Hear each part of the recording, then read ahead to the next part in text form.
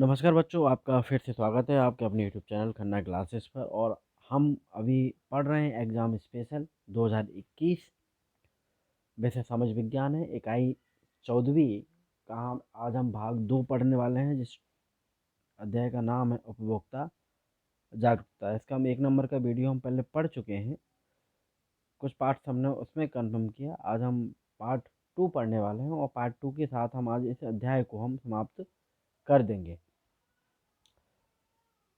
कुछ 5-6 अध्याय हटा दिए गए हैं, आप सबको पता होगा कौन कौन से हटे हैं नहीं हटे हैं, आप उसकी टेंशन मत करिए। जो मैं पढ़ा रहा हूँ एग्ज़ाम स्पेशल करके, इसमें सारे अध्याय जो आने वाले हैं एग्ज़ाम में उसके बारे में हम पढ़ेंगे। और इसके बाद मैं इस सब्जेक्ट का सैम्पल पेपर भी डालूंगा, जिसमें 99% से ज़्यादा क्वेश्चंस आपको हूबहू देखने को परीक्षा में मिल जाएंगे।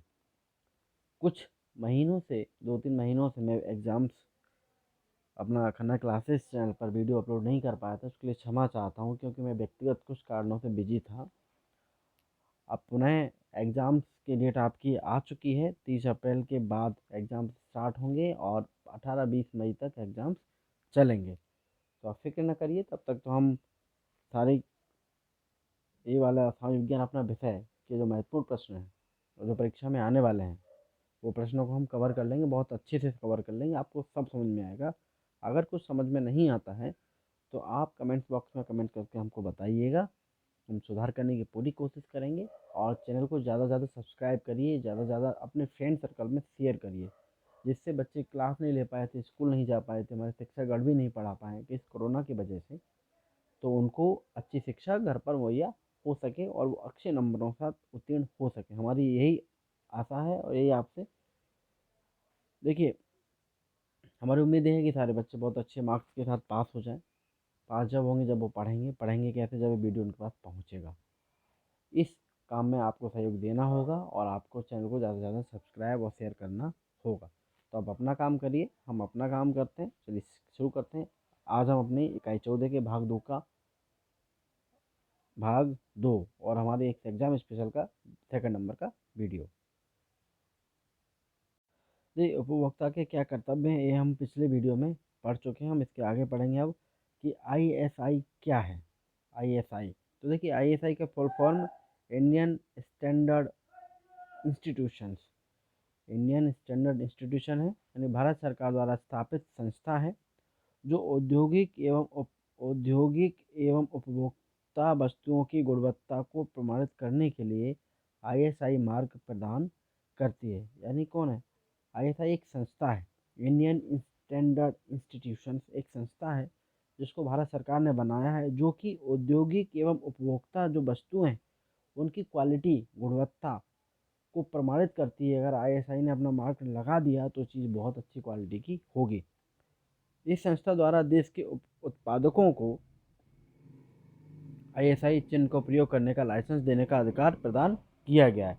ये संस्था क्या करती है? कोई औद्योगिक कंपनी है, उसने अपना कोई प्रोडक्ट बनाया, उस प्रोडक्ट को ये संस्था लाएगी, अपने टेस्ट करेगी और उनको लगा कि हाँ ये गुणवत्ता बहुत अच्छा है, तो उनको आईएसआई चिन्ह उपयोग करने की परमिशन दे देगी। और वो कंपनी उस दिन से उस अपने जो भी प्रोडक्ट बना रही है उस पर आईएसआई का हॉलमार्क लगाकर बेचने लगेगी।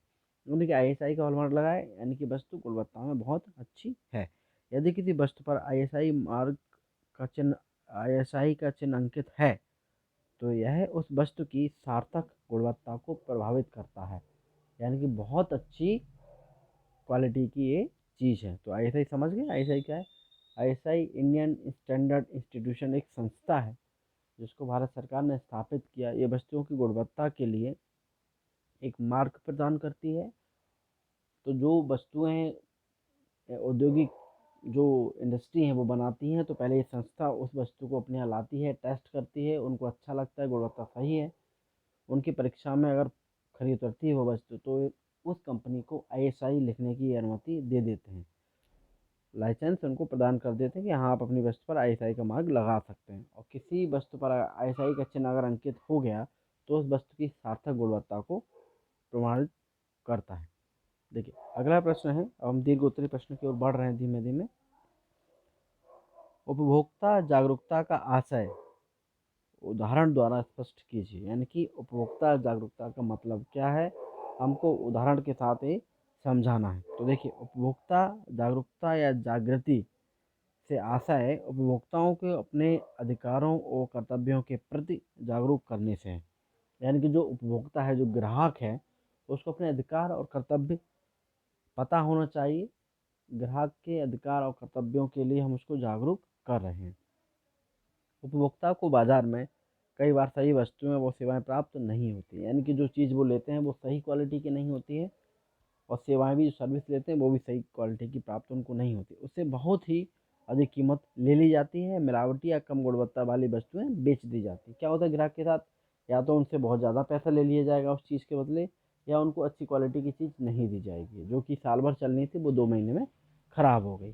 जैसे उदाहरण अगर हम लेते हैं, तो यदि हम शहद की बोतल या बिस्किट का एक पैकेट या कोई सोने की वस्तु खरीदते हैं, तो हम खरीदते समय उस पर ISI, एगमार्क या हॉलमार्क में से कोई एक चिन्ह देखते हैं।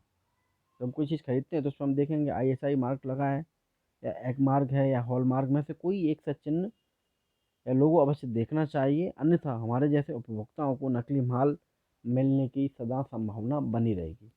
अगर हम बाज़ार में जाते हैं तो हमको ISI या हमको हॉलमार्क या हमको एगमार्क ये सब देख लेना चाहिए, जिससे हमें पता चले वो वस्तु गुणवत्तापूर्ण है या नहीं।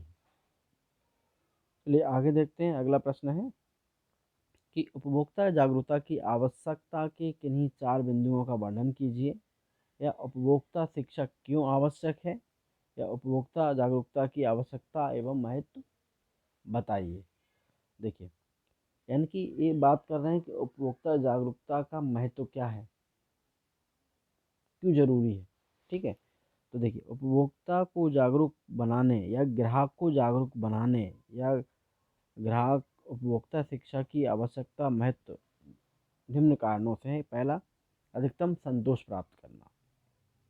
अधिकतम संतोष प्राप्त करना, जैसे प्रत्येक व्यक्ति की आय सीमित होती है। ठीक है, सीमित आय है, वह अपनी आय से अधिक वस्तुएं और सेवाएं खरीदना चाहता है। इससे ही उसे पूर्ण संतुष्टि प्राप्त होती है। अतः यह आवश्यक है कि उसे वस्तुएं सही माप तौल के अनुसार प्राप्त हों एवं उसके साथ किसी भी प्रकार की धोखाधड़ी ना हो। इसके लिए उसे जागरूक बनना आवश्यक है। अब उपभोक्ता अगर जागरूक है तो संतोष, सबसे ज़्यादा संतोष प्राप्त कर सकेगा, क्योंकि बाज़ार में जाएगा, अपने अधिकारों कर्तव्यों के प्रति जागरूक है, तो हॉलमार्क वाली चीज़ लेगा, ISI मार्क वाली चीज़ लेगा, तो उसके साथ धोखाधड़ी नहीं हो सकेगी। सही माप तौल के लेगा, तो इसके लिए क्या होगा, उसको अधिक अधिक संतोष प्राप्त होगा कि हाँ, मैंने अच्छी चीज़ खरीदी है। दूसरा है कि उपभोक्ता के शोषण से बचाव।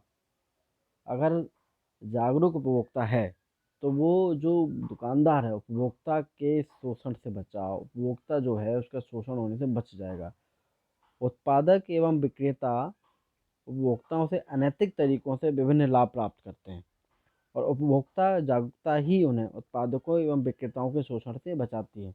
अगर कोई ग्राहक है और वो अपने अधिकारों को जानता है, कर्तव्यों को जानता है, तो वो जो दुकानदार है उसका शोषण करना चाहेगा तो उसका शोषण नहीं कर सकता। ठीक है, अगला है कि अगर वो जागरूक उपभोक्ता है तो हानिकारक वस्तुओं के उपयोग पर रोक। ठीक है, हानिकारक वस्तुओं के उपयोग पर भी रोक लगवा देगा या लग जाएगी। अगर वो जागरूक है अपने अधिकारों के प्रति, तो देखिए बाजार में शराब, तंबाकू आदि अनेक वस्तुएं भी उपलब्ध रहती हैं जिनका सेवन उपभोक्ताओं को हानि पहुंचाता है। उपभोक्ता जागरूकता ऐसी वस्तुओं को न खरीदने की प्रेरणा देती है। अगला है बचत की प्रेरणा। यानी उपभोक्ता जागरूकता व्यक्तियों को फिजूल खर्ची और अपव्यय से रोकती है और उसे सही निर्णय लेने की प्रेरणा देती है। ऐसे उपभोक्ता सेल, छूट, मुफ्त उपहार, आकर्षक पैकिंग आदि के लालच में नहीं पड़ते। यानी बचत की प्रेरणा भी देती है। यानी कि ये सब 4 चीज़ें जो हैं वो अगर हम जागरूक उपभोक्ता हैं, अगर हमें उपभोक्ता जागरूकता की सारी वस्तुएं पता है, हमें अपने अधिकार और कर्तव्य पता है, तो हम जब भी मार्केट में कुछ लेने जाएंगे तो हमको अधिकतम संतोष प्राप्त होगा। हम उत्पादकों के शोषण से बच जाएंगे, हानिकारक वस्तुएं नहीं खरीदेंगे हम, और बचत की हमारी प्रेरणा होगी, हम बचत भी कर सकेंगे। अगला प्रश्न देखते हैं हम कि उपभोक्ता जागरूकता अराजकता तथा हानिकारक वस्तुओं के उपभोग पर रोक लगाने में किस प्रकार सहायक है। हानिकारक जो हमारी जागरूकता है वो अराजकता और हानिकारक वस्तुओं पर रोक लगाने में किस प्रकार सहायक है। तो देखिए समझिए, अराजकता पर रोक, अराजकता पर रोक। उपभोक्ता जागरूकता बाजार में उत्पादकों एवं व्यापारियों द्वारा जो अराजकतापूर्ण स्थिति निर्मित की गई है उससे उपभोक्ता को सावधान करती है, इनका बहिष्कार करने की प्रेरणा देकर शोषण से बचाती है तथा इनके विरुद्ध कानूनी कार्रवाई करने की प्रेरणा देती है। ऐसी स्थिति में समाज में अराजकता पर नियंत्रण रहता है। यानी कि अगर हम जागरूक हैं तो बाजार में व्यापारी कुछ अराजकता कर रहे हैं, यानी कोई स्थिति निर्मित कर रहे हैं, बहुत महंगी चीज़ें बेच रहे हैं, लोगों को ठग रहे हैं, तो हम क्या करेंगे, हम उनका बहिष्कार करना चालू कर देंगे, उनका विरोध करना चालू करेंगे, उनके खिलाफ कानूनी कार्रवाई करवाएंगे। तो इससे क्या होगा, अगर उपभोक्ता जागरूक है, ग्राहक जागरूक है, तो वो बाजार में अराजकता नहीं होगी। ठीक है। और हानिकारक वस्तुओं के उपभोग पर भी रोक लगवा सकता है। जैसे हानिकारक वस्तुएं जैसे शराब, सिगरेट, गांजा, भांग आदि बाजार में उपलब्ध हैं, उनके द्वारा होने वाली हानि के प्रति सचेत करने और उन वस्तुओं को क्रय न करने की प्रेरणा उपभोक्ता शिक्षा एवं जागरूकता से मिलती है। और हम जागरूक उपभोक्ता हैं तो हमको पता है कि वस्तुएं नुकसानदायक हैं, इनको हम ना खरीदें, तो उन पर भी नियंत्रण लग सकता है। क्यों खरीदेंगे नहीं तो कंपनियां क्यों बनाएंगी। अब देखिए अगला प्रश्न देखते हैं। देखिए प्रश्न तो उपभोग उत्पादक एवं व्यापारी उपभोक्ता का शोषण किस प्रकार करते हैं। ठीक है। यानी कि ग्राहकों को किस तरह लूटते हैं। कौन, उत्पादक, कंपनी, प्रोडक्ट बनाने वाले और व्यापारी। इसमें वर्णन करना जो 13 में आया है। फिर उपभोक्ता शोषण के प्रकारों का वर्णन, यानी कि जो ग्राहक है, उपभोक्ता है, उसकी किस तरह से उसका शोषण होता है।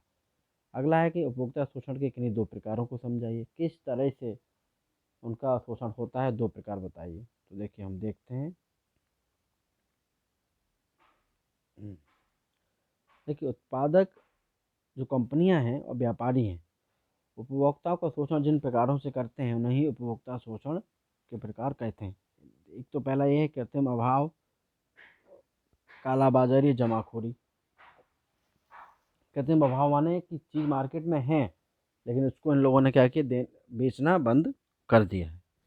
चीज़ रखी हुई है लेकिन फिर बता दिया कि चीज़ नहीं। तो देखो कभी कभी त्योहार, पर्व आदि के समय व्यापारी अधिक लाभ कमाने के लिए वस्तुओं की जमाखोरी कर वस्तु का कृत्रिम अभाव उत्पन्न कर देते हैं। वस्तु को, जो मार्केट में चीज़ है उनको स्टोर कर दिया और कह दिया मार्केट में चीज़ें अब हैं ही नहीं, और फिर कालाबाजारी के द्वारा अधिक कीमत वसूलते हैं। फिर जब मार्केट से चीज़ पूरी गायब हो गई, फिर धीमे धीमे जब रेट बढ़ जाएंगी तो धीमे धीमे से मार्केट में बेचना शुरू करेंगे। जैसे मिट्टी के तेल का अभाव बताकर अधिक कीमत वसूलते हैं।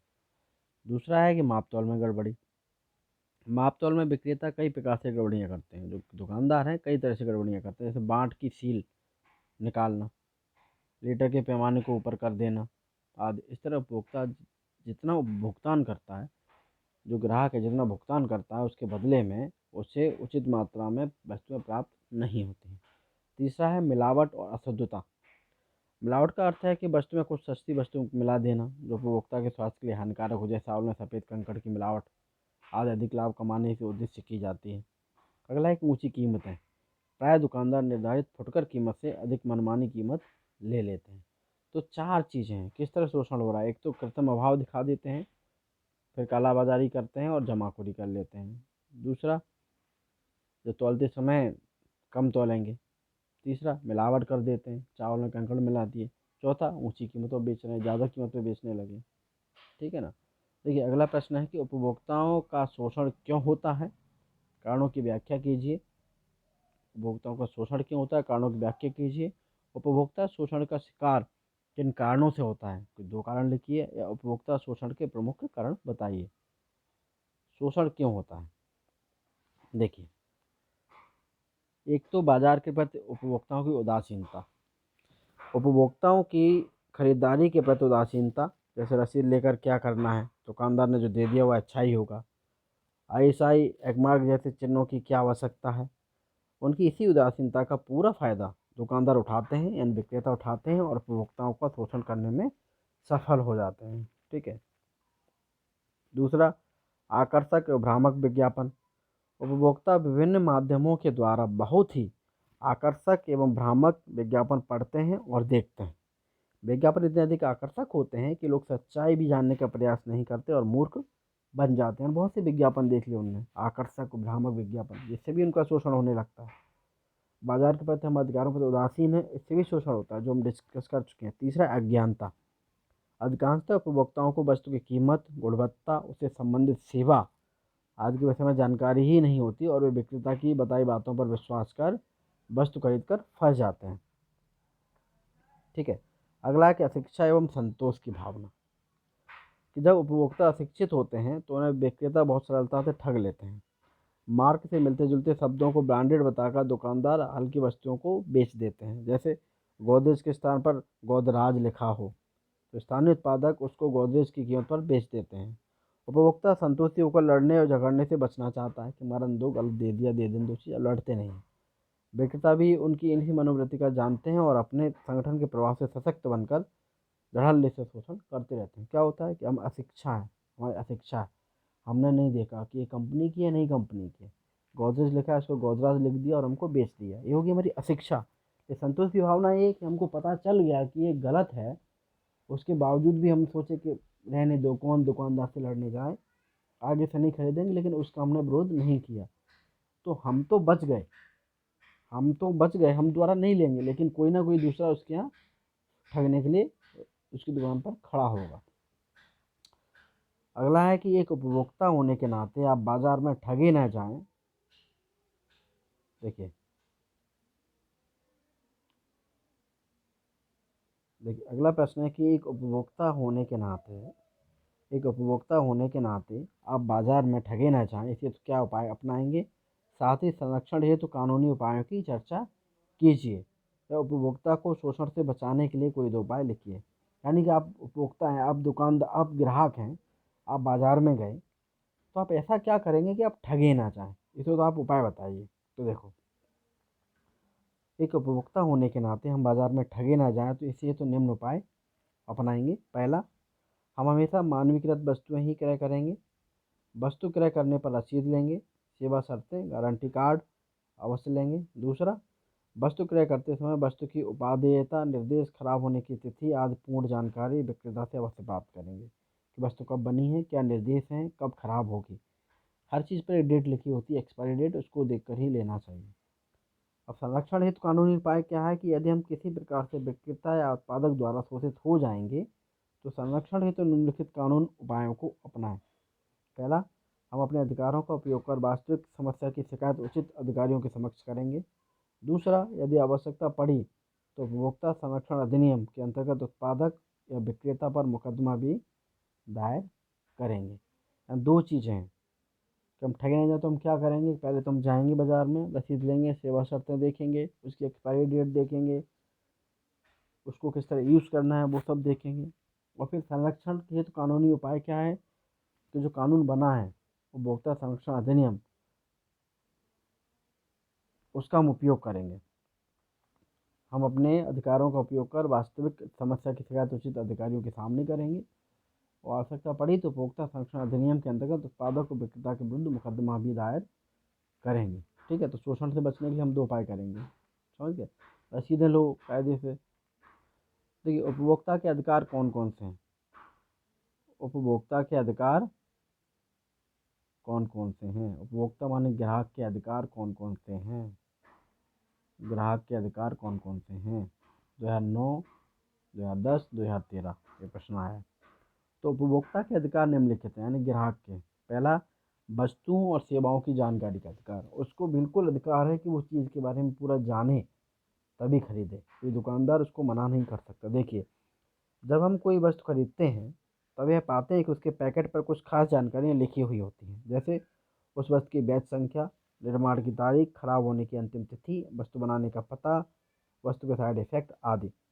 इन जानकारियों को देने की आवश्यकता इसलिए है कि उपभोक्ता जिन वस्तुओं सेवाओं को खरीदता है उसके बारे में सूचना पाने का उसे अधिकार है, इसलिए कंपनियां सब लिख के देती हैं। अगला पॉइंट है कि चयन का अधिकार है ग्राहक का। जब कोई उपभोक्ता किसी वस्तु या सेवा को खरीदता है तो उसे चुनने का अधिकार होता है। मान लीजिए कि आप गैस कनेक्शन खरीदते हैं और गैस डीलर आपको साथ में ही चूल्हा भी खरीदने के लिए दबाव डालता है, तो ऐसी स्थिति में आप विक्रेता के विरुद्ध कानूनी कार्रवाई कर सकते हैं। कोई आपको ज़बरदस्ती नहीं कर सकता, ये आपके अधिकार में है। अगला है क्षतिपूर्ति का अधिकार। उपभोक्ता को अनुचित सौदेबाजी और शोषण के विरुद्ध क्षतिपूर्ति निवारण का अधिकार है। यदि एक उपभोक्ता कोई वस्तु या सेवा से क्षति पहुंचाई जाती है, कोई ग्राहक को किसी वस्तु से क्षति हो गई, तो उसे क्षति की मात्रा के आधार पर क्षतिपूर्ति पाने का अधिकार होता है। अगला है सुरक्षा का अधिकार। उत्पादकों के लिए ये आवश्यक है कि वे उपभोक्ताओं की सुरक्षा से संबंधित नियमों का पालन करें और उपभोक्ता को होने वाली भारी जोखिम से बचाएं। ठीक है, उदाहरण के लिए प्रेशर कुकर का सेफ्टी वाल्व यदि खराब हो तो भयंकर दुर्घटना असंभव हो सकती है। तो सेफ्टी वाल्व के निर्माता को इसकी उच्च गुणवत्ता सुनिश्चित करनी चाहिए। यदि निर्माता ऐसा नहीं करते तो उपभोक्ता कानून का सहारा ले सकते हैं। अगर हम किसी भी कंपनी का कोई प्रोडक्ट ले रहे हैं तो सुरक्षा का अधिकार है, कंपनी हमारी सुरक्षा को लेकर सिक्योरिटी देगी कि बिल्कुल सेफ़ है, सिक्योर है, आप ले जाइए। ठीक है, उनकी जवाबदारी है। अगला और आखिरी प्रश्न लगता है कि वस्तुओं के मानकीकरण का क्या अर्थ है। ISI मार्क क्या है, एक मार्क क्या है। ठीक है, तो देखिए, वस्तुओं के मानकीकरण, भारत सरकार ने कुछ ऐसी संस्थाओं का गठन किया है जो वस्तुओं की गुणवत्ता को प्रमाणित करती है। ये जो संस्था है उनने अपना सील लगा दी, ठप्पा लगा दिया, तो चीज़ बिल्कुल गुणवत्ता की होगी तो ही वो ठप्पा लगाएंगे। तो लोग उस ठप्पा जो सील होता है, मार्क होता है, उसको आदमी पहचानता है। तो वस्तुओं की गुणवत्ता के आधार पर किया जाने वाला प्रमाणीकरण ही वस्तुओं का मानकीकरण कहलाता है।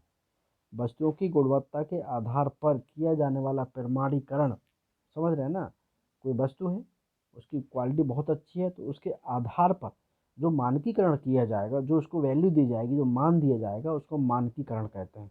और उपभोक्ताओं की सुविधा के लिए वस्तुओं को जिन सुरक्षा चिन्हों से अंकित किया जाता है, उपभोक्ताओं की सुविधा के लिए वस्तुओं को जिन सुरक्षा चिन्हों से अंकित किया जाता है वे उत्पादकों के मानकीकरण हैं, जो निम्न हैं। जैसे एग मार्क, कृषि उत्पादों की गुणवत्ता को प्रमाणित करने वाला चिन्ह। ISI मार्क, औद्योगिक एवं उपभोक्ता वस्तुओं की गुणवत्ता को प्रमाणित करने वाला चिन्ह। बुल मार्क, ऊन या ऊनी वस्तुओं की गुणवत्ता को प्रमाणित करने वाला चिन्ह। हॉलमार्क, स्वर्ण आभूषणों की गुणवत्ता को प्रमाणित करने वाला चिन्ह। तो देखिए, एग मार्क से क्या होता है, एग मार्क, AG कृषि, ISI औद्योगिक एवं उपभोक्ता वस्तुओं की गुणवत्ता। Bull mark, bull for woollen यानी ऊन या ऊनी वस्तुओं की गुणवत्ता। हॉलमार्क, स्वर्ण आभूषणों की गुणवत्ता। तो बच्चों, हमने पूरा ये अध्याय इस वीडियो के साथ समाप्त कर लिया है। बस आपका ये काम है, चैनल को ज़्यादा सब्सक्राइब कराइए। खन्ना क्लासेस, आप यूट्यूब पर जाइए और खन्ना क्लासेस के नाम से चैनल को सर्च करिए। इस चैनल पर आपको अब समाज विज्ञान विषय की एग्ज़ाम स्पेशल जो हमने ड्राइव चलाई, एग्ज़ाम स्पेशल जो क्लासेस चला रहे हैं, उसमें आपको एग्ज़ाम पॉइंट ऑफ व्यू से सारे क्वेश्चंस मिलेंगे 2021 के लिए, जो कि लगभग 30 अप्रैल से पेपर स्टार्ट हो जाएंगे आपके। तो ज़्यादा से ज़्यादा आप जुड़ जाइए और ज़्यादा से ज़्यादा बच्चों से कहिए कि आप वीडियो देखें और पढ़ें। एक बार समझ नहीं आएगा दोबारा देखिए, आपको 100% समझ आएगा। फिर भी आपको अगर कहीं कोई कमी लगती है तो आप कमेंट्स बॉक्स में करके कमियां भी हमको बताइए और अच्छाइयाँ भी बताइए। कमियों से हम सुधार करेंगे, अच्छाइयों से हमारा हौसला अफजाई होता है, हमारा भी मन लगता है कि बच्चे पढ़ रहे हैं, हमारी मेहनत जो हम कर रहे हैं उसका कहीं ना कहीं हमको बच्चों को फ़ायदा मिल रहा है। ठीक है, तो हमारे साथ जुड़े रहते हैं, इसके लिए आपका बहुत बहुत धन्यवाद।